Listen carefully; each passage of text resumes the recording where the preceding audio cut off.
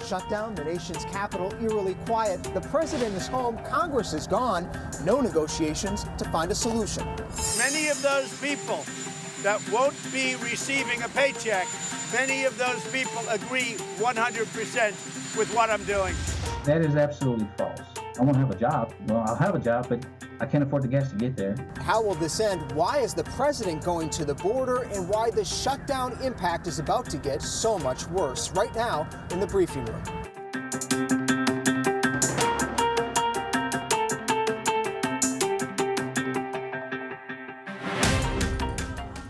And happy Monday. Thanks for joining us. I'm Devin Dwyer in Washington, joined by our senior congressional correspondent, Mary Bruce. It's like Groundhog Day. It is Groundhog Day. In January, the government shutdown, as we said, dragging on now into the third week, the third longest federal government shutdown in American history. It looks like we're headed, Mary, towards potentially historic, record-setting shutdown. Both sides dug in. You did some reporting over the weekend.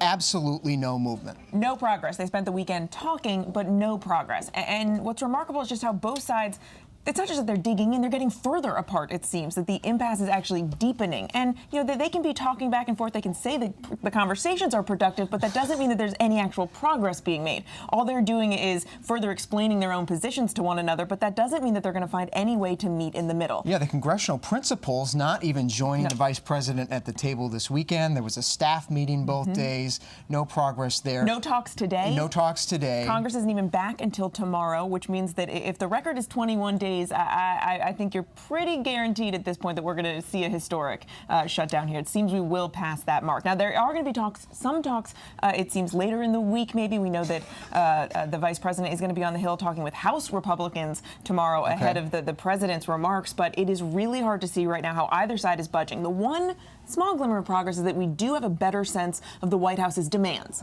Because they did send congressional leaders this letter outlining what exactly they want. But what they want, of course, is what the Democrats are simply not going to give. In the meantime, Nancy Pelosi, with her new speakership, is ready to try to plow ahead. They're going to actually take some steps starting tomorrow to try again to reopen the government. Yeah, they are just going to keep at this and continue to ramp up the pressure, especially on Senate Republicans. So the House is going to continue to pass measures that would reopen the government, get those agencies up and running, but not give the president the $5.7 billion that he's demanding for the wall. And then over in the Senate, of course, Senate Democrats have now said, look, they don't want to act on any other legislation until the until the Senate Republicans bring up what is now passed in the House by the House Democrats. It puts Mitch McConnell, the Senate Republican leader, in a very tough spot because, of course, he has said that he doesn't want to act on anything unless he knows the president will get on board.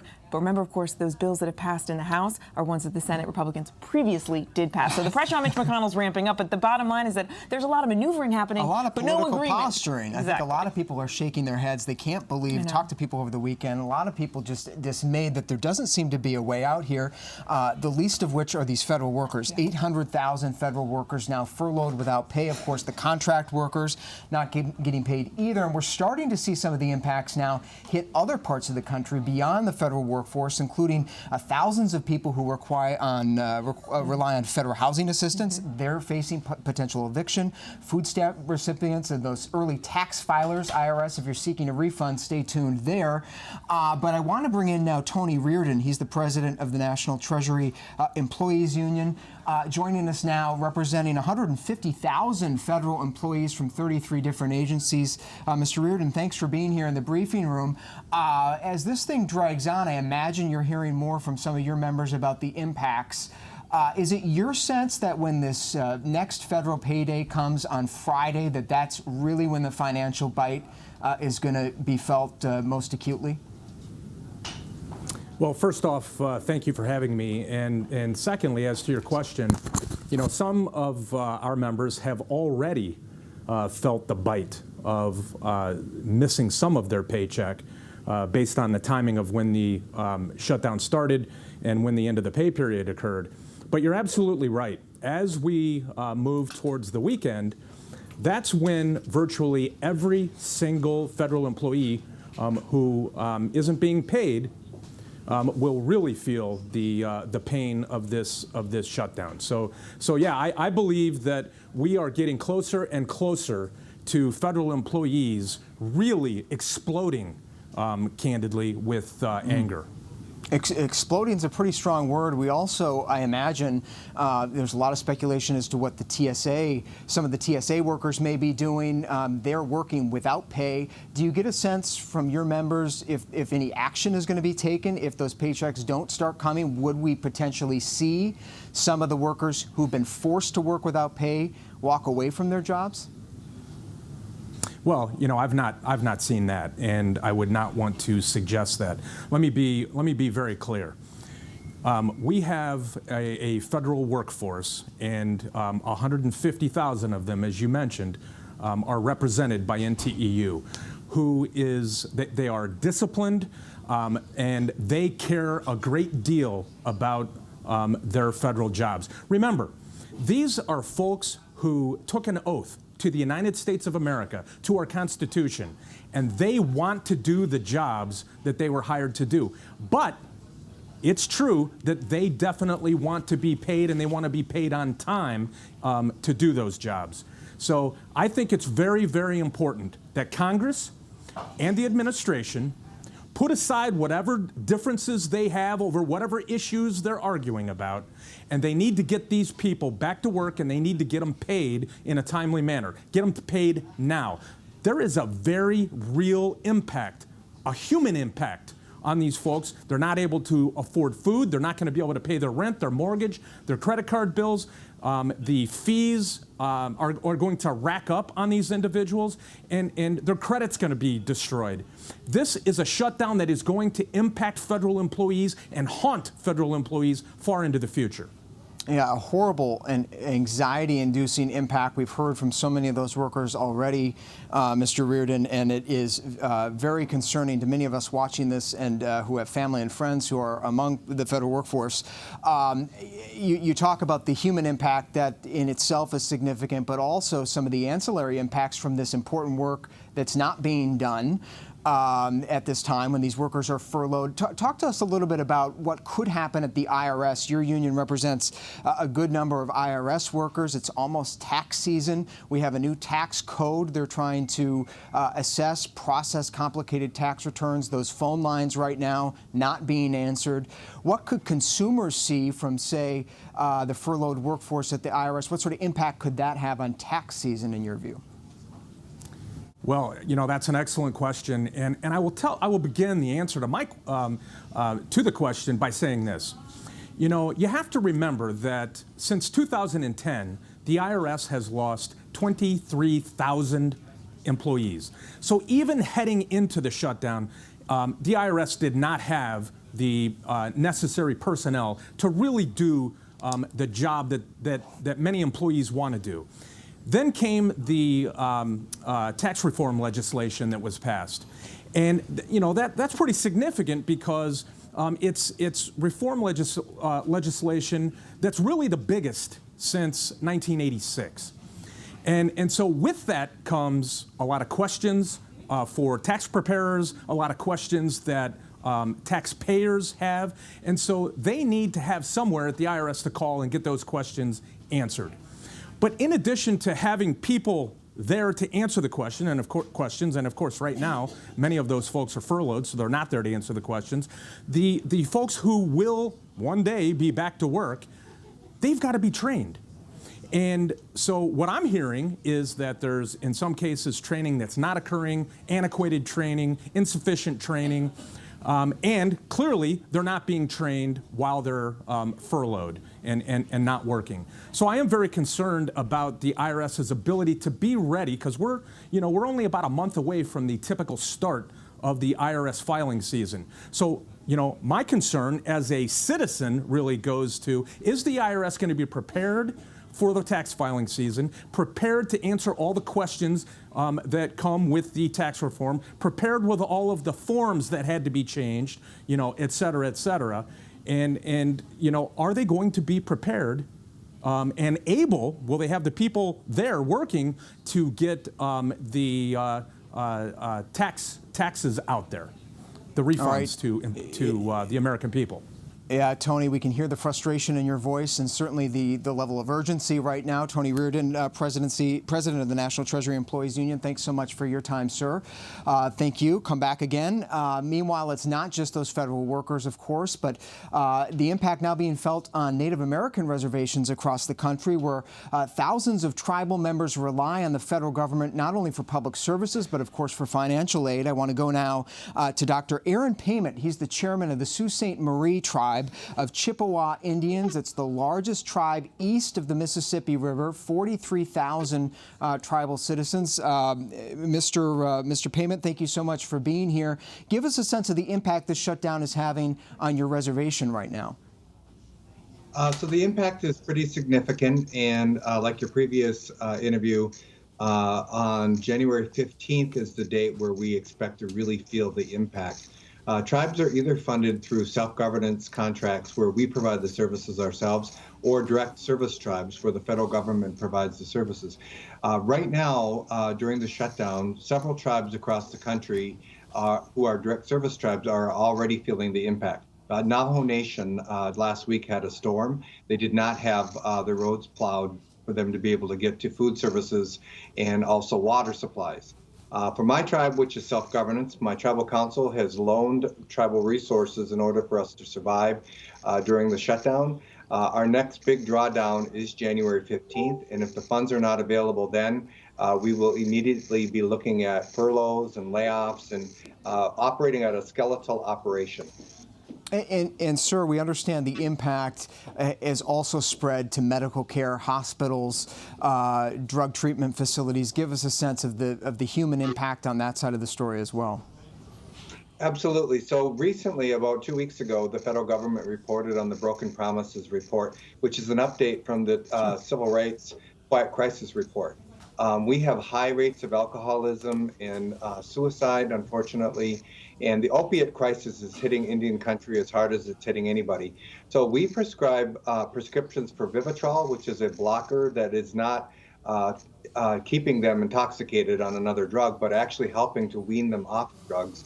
And that supply will be interrupted. Our prescription supplies will be interrupted. We also distribute food through a food distribution program that we get the food supplied by the federal government. That will be interrupted. So tribal members have the acute health crises and problems that are generally multiples of what the general population, like diabetes and heart disease and cancer. And so necessary prescriptions will be unavailable for our tribal members if this shutdown goes past January 15th. And Dr. Payment, before we let you go, there is so much finger pointing in this town, at least, around who's to blame for this prolonged shutdown, partial government shutdown. But when you look from afar, what's going on in Washington, who or what do you think is to blame here? Well, first of all, tribes are not Republican or Democrat. We are I for Indian and independent. And we prepaid for all of the resources. It's not welfare, it's not reparations. In the treaties, we ceded 500 million acres of land across the country. My tribe ceded 14 million, and the promise of health, education, and social welfare into perpetuity. So whoever's fault it is, I'm asking Congress and the president to figure this out and to be able to not interrupt the services that we should be enjoying, because we can't take the land back, and so our services should be upheld. All right, Dr. Aaron Payment, chairman of the Sault Ste. Marie tribe of Chippewa Indians, thank you so much for sharing your perspective on all this. We share your sentiment on urgency here to get this resolved. Thank you, sir. The front line, though, in the shutdown fight could soon appear at the nation's airports as thousands of flyers head there to travel this winter. Those TSA lines could be getting a little bit longer if those TSA workers aren't paid, don't show up, don't have the resources to get the job done. Let's go to Washington's Ronald Reagan Airport, where our David Curley is trying to get to the bottom of a lot of reports of the past few days, David, about potential impacts from the shutdown hitting TSA workers, some of them calling in sick. Give us your read on the situation now and whether it's in fact tied to the shutdown. Here's what we know, Devin, that there is an increased number of call-outs over the holidays. But what we don't know, is it political? Is it the flu? There are a number of things it could be that we don't really know. And the increase at just one airport TSA gave us the example of Dallas. The call-out rate went from 3.5% to 5.5%.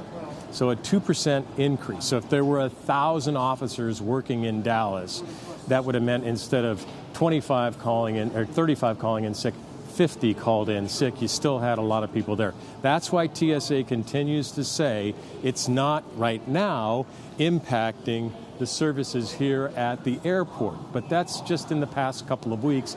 Really, the long term becomes a different question. And TSA has just told us today that they're already making contingency plans for a longer shutdown, and the first time that these officers that you see behind us don't get a paycheck, which is later this week. What would they do then? They've not given us any of those answers. They say they're making contingency plans. But here's the thing to remember. Security, according to the TSA and according to the airlines and the airports, has not been affected so far by these call-outs. And once again, was it the holiday season? Was it the flu? Or are some of the officers trying to make a political statement? We don't know, but there are more call-outs. Yeah, a lot of concern up on Capitol Hill as well, David. As you know, the chairman of the House Homeland Security Committee putting out a statement just moments ago saying he wants some answers from the TSA as well if this drags on, how managers might try to manage the effects of the shutdown in ways that are detrimental to security, in the words of Benny Thompson. But from the looks of it behind you, David, things do seem to be operating at least pretty smoothly this afternoon there at DCA. Well, you fly enough to know, Devin, that this is kind of the quiet time of the day in the mid-afternoon. But as you can see, right now, there is not a line here. You're looking at both the pre-check. There are 2 people in line at pre-check, 3 people, now 2, and 1 person here at the regular line. So, yes, things are operating rather normal. Yesterday at LaGuardia, there were some very long lines. Some people had to wait 52 minutes in the regular TSA line in LaGuardia. TSA and the airlines say that that was because that was the end of the holiday season. You know, some people, instead of taking Christmas week, took New Year's week, and Sunday was their last time to get home before the end of the holiday. So it's really difficult to pinpoint whether the call-outs have actually had an impact on lines. So far, everyone says it doesn't have an impact on what they're trying to do here, which is security. And that's the concern, both of the TSA and, as you membered of Congress, and I'm sure of the administration as well. No one is going to allow security to be impacted by this shutdown. The question is, what do they do to maintain that security level? All right, Senior Transportation Correspondent David Curley out there at DCA. David, thank you so much as always. Much more from David here on ABC News Live and on ABC News World News Tonight here on ABC News Live. Let's shift to the politics now of this debate. The president, largely out of sight today, but made some comments on the shutdown yesterday and over the weekend. Here's what he had to say about how he relates to workers who are feeling the financial pain. I can relate, and I'm sure that the people that are on the receiving end will make adjustment. They always do, and they'll make adjustment. People understand exactly what's going on. But many of those people that won't be receiving a paycheck, many of those people agree 100% with what I'm doing. I may declare a national emergency dependent on what's going to happen over the next few days. We have a meeting. Vice President Pence and a group will be going to a certain location that you know where that is, and they'll be having another meeting. And the president, a short time ago, did tweet that he's going to make a primetime announcement, an address to the country tomorrow night, 9 p.m. Eastern time. Take a look. The president says he wants to address the crisis and the situation, humanitarian situation on the southern border. Again, that's tomorrow night. We'll carry it for you here, 9 p.m. Eastern time on ABC News Live. He also plans to visit the border later this week to see this firsthand. Let's go to the White House now, where our White House reporter Jordan Phelps has been doing some reporting this afternoon on this. Jordan, no meetings today at the White House or with the president, but he seems pretty determined to dig in rather than to compromise here. Definitely, Devin. The vice president spoke to reporters off camera a short while ago, and he really put the pressure on the Democrats, saying they're refusing to negotiate. But at the same time, Pence is making clear that both sides are not willing to give here. The president is unwilling to give until he gets his desired border wall, and Democrats are unwilling to have negotiations on the president's desired border wall while the government is shut down. So the stalemate continues, Devin. And ABC News contributor John Cohen, a former DHS official, joins us now as well. John, let's bring you into the conversation. So many different competing statistics and claims have been flying back and forth over the past 17 days here. You know, now the president is veering towards this being a crisis, but a lot of people are asking if this was a crisis, at what point did it reach a crisis? Why didn't something happen sooner? What's your take on whether this is a crisis? Where are we at here? Well, we certainly have a humanitarian crisis at the border. We've had recently an increase in families, children and women in particular, who have come to the border and who are presenting themselves to Border Patrol officers and seeking asylum. What's unclear, though, is whether the federal government has actually deployed enough resources to deal with this surge, and whether, in a sense, this is a crisis of their own making because of a lack of planning. They clearly need more people on the border to process this increase in people presenting themselves. They need more people to transport. They need more housing. They need more medical assistance. When I was at the Department of Homeland Security and we were confronted with similar situations, we had department-wide planning efforts, and we made sure we had resources at the border to deal with the crisis that's going on there. As it relates to national security, I think the department has a real problem. The administration and the Department of Homeland Security have been very inconsistent, in some cases misleading, and in other cases very inaccurate as they are describing the security situation at the border. And I think they have a hard case to make if they're going to continue to present information in that manner. And John, if the president does go ahead, as he's been hinting, and declares a national immigration emergency, what would the practical impact of that be? Would that simply solve this for now, get the government running, let him do his thing, Republicans effectively get what they want? Is that the short-term answer here? What would that mean if he did that? Well, quite frankly, it's unclear to me what that would mean, and I think in part it would depend on how they define the crisis. If we, as we think back to the descriptions that we heard on Friday and over the weekend, the administration described a border in which drugs were flowing across the border in huge quantities, criminals were flowing across the border, terrorists were flowing across the border, and that a wall was needed and monies for the wall was needed in order to stop that. The problem is when you look at the actual security and law enforcement situation at the border, the majority of drugs that come through the border come through ports of entry, concealed in load vehicles or concealed in legitimate cargo. Drugs that are not coming through the ports of entry are coming through other transit zones away from the southern border itself. There is no objective analysis that I've seen, and I've spoken to counterterrorism officials over the weekend, that supports the claims that there are large numbers of terrorists, thousands of known and suspected terrorists being apprehended or crossing the southern border. So it's really unclear to me as we sit here if they do seek to declare a national emergency, what exactly the national emergency is that they're seeking to address.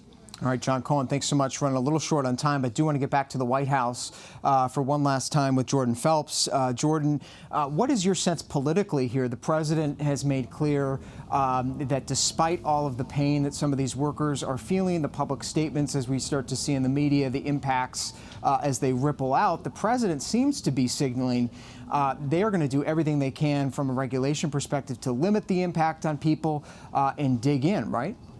That's absolutely right, Devin. And I just heard from a source of mine that the White House is going to order the IRS to issue tax returns through this shutdown. And that, as I am told, is a way to reverse guidance that was made during the Obama administration, when they say the Obama administration really wanted to make people feel that shutdown in 2013 more than they already did. This White House doesn't want people to feel the shutdown, so they're reversing guidance to allow the IRS to go ahead and do that. So, but at the same time, Devin, that shows that the White House, in large part, is taking ownership for this shutdown, which is problematic as this drags on, and people are looking for someone to blame.